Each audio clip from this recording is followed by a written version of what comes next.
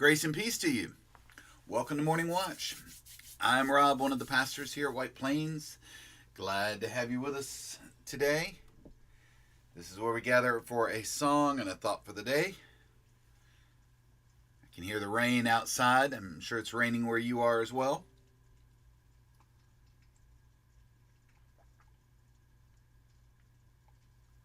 So make a cup of coffee, pull up, and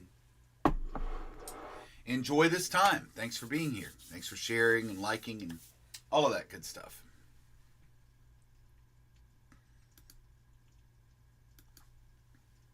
Morning, Robin. Morning, Florida. Good morning to you whenever you're watching. Thanks for being here. Let's begin our time together by going to God in prayer. Meet me, O Christ, in this stillness of morning. And move me, O Spirit, to quiet my heart. Mend me, O Father, from yesterday's harms. From the discords of yesterday, resurrect my peace. From the discouragement of yesterday, resurrect my hope. And from the weariness of yesterday, resurrect my strength. From the doubts of yesterday, resurrect my faith. From the wounds of yesterday, resurrect my love. And let me enter this new day, aware of my need and awake to your grace, O Lord. Amen and amen. Good morning, Faye. Good morning, Steve. Yep. Good morning, Kenna.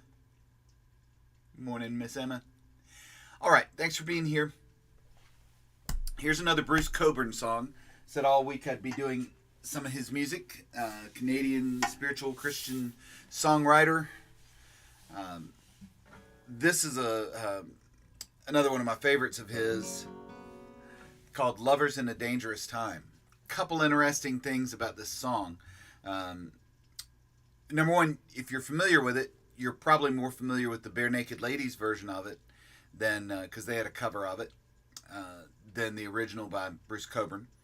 But it was originally done in the 80s, and it was the inspiration for a U2 lyric.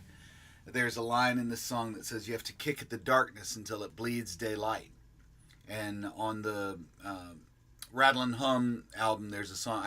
I was trying to remember the name of the song without Googling it, but anyway, there's a U2 song that quotes it, where Bono says, I heard a singer on the radio last night says, "Kick at the darkness till it bleeds daylight." Well, he's quoting this song. And the theme of the song has to do, the background of the song has to do with Bruce Cockburn being in Central America, where he was very active in political commentary and activism. And he observed, in the midst of the chaos and in the midst of people hiding from the government forces, two lovers kissing at a table over coffee, just seemingly oblivious to the world around him, and how beautiful he thought that was. And in the midst of what was definitely for them a dangerous time. And it called back to me the song "Heroes" by David Bowie, which was written in West Germany on the western side of the Berlin Wall.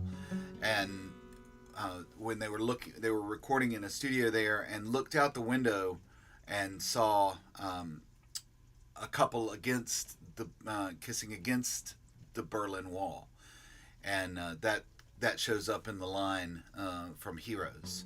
Again, about just how heroic it is to love in a dangerous time. So there you go. Little musical commentary this morning. No extra charge.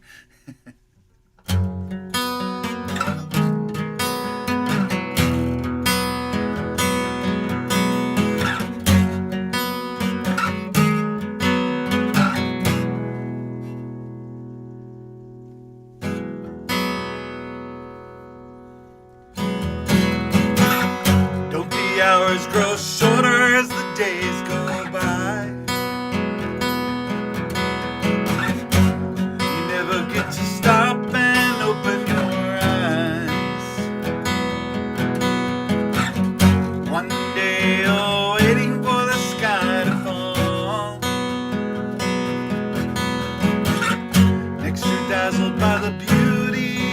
of it all.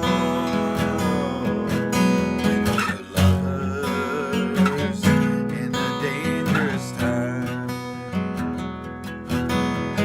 Lovers in a dangerous time.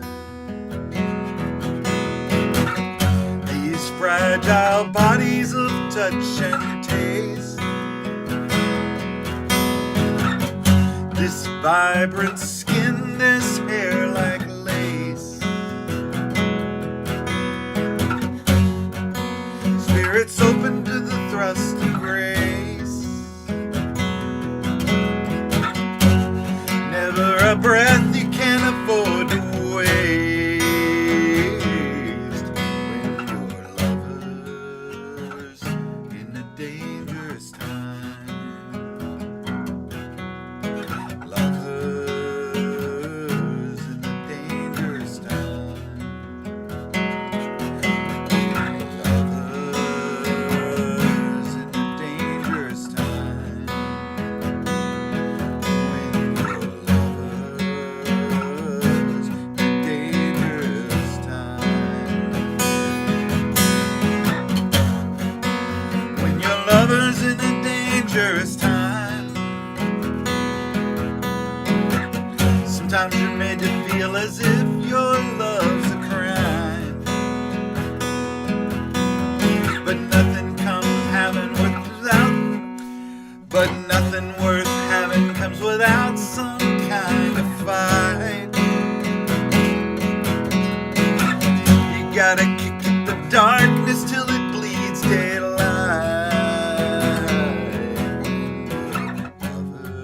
Lovers in a dangerous time. Lovers in a dangerous time. Lovers in a dangerous time.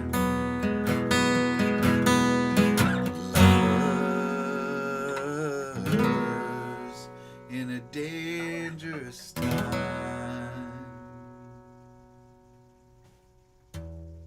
3 chords. B.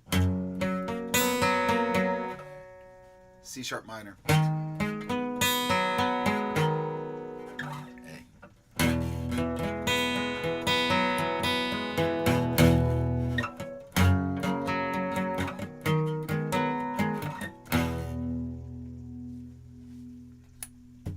There you go. More Bruce Cockburn tomorrow.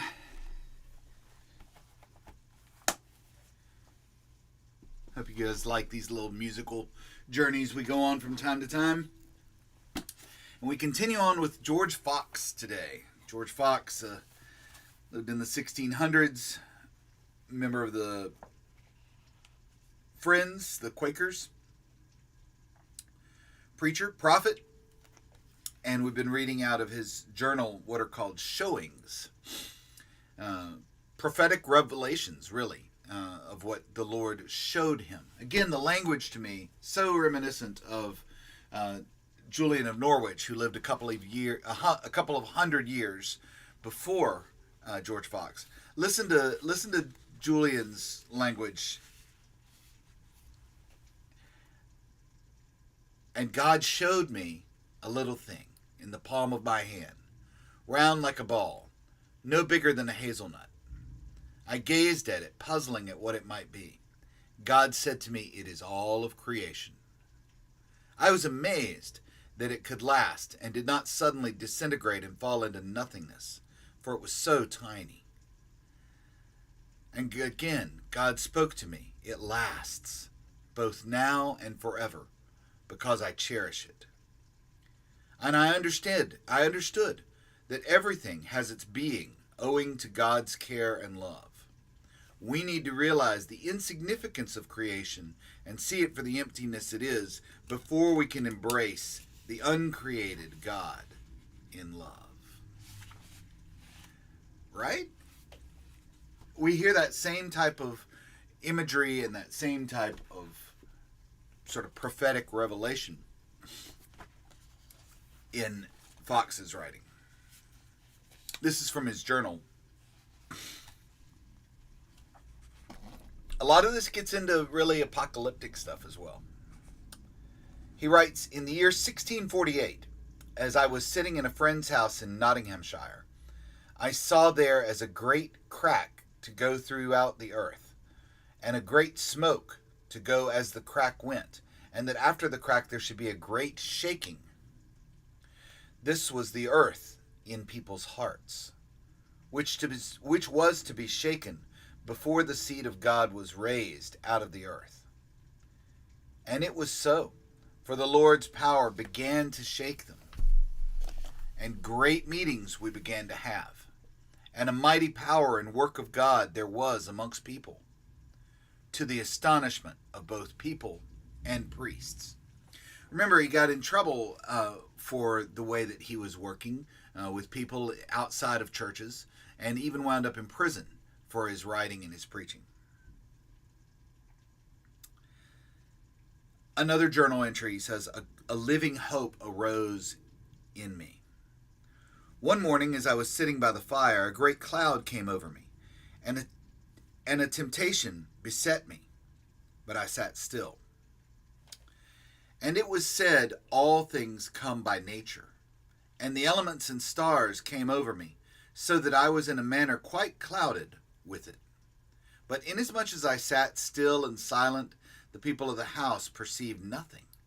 And as I sat still under it and let it alone, a living hope rose in me, and a true voice, which said, there is a living God who made all things. And immediately the cloud and temptation vanished away, and life rose over it all, and my heart was glad. And I praised the living God. Again, it just calls back so much to me of Julian of Norwich, where she wrote, there is a force of love that will not let us go, and all shall be well. That peace that can come over us when we know that God is real, that God is love, and that God loves, as John Wesley would say, even us. Yeah, I wasn't nearly as familiar with George Fox as I probably should be. I've been enjoying reading these journal entries, and I'm going to stretch it out one more day, just so as not to breeze through it too quickly. So tomorrow we'll talk a little bit more about his writings and probably finish him up. Or who knows, maybe we'll go on through the end of the week. I hope you're enjoying it as well. May you find peace and purpose in this day, folks. Thanks for being here. Thanks for sharing in these devotions and supporting this for so many years with your presence. Morning, Lee. Morning, Terry. All right, y'all take care. I'll talk to you soon.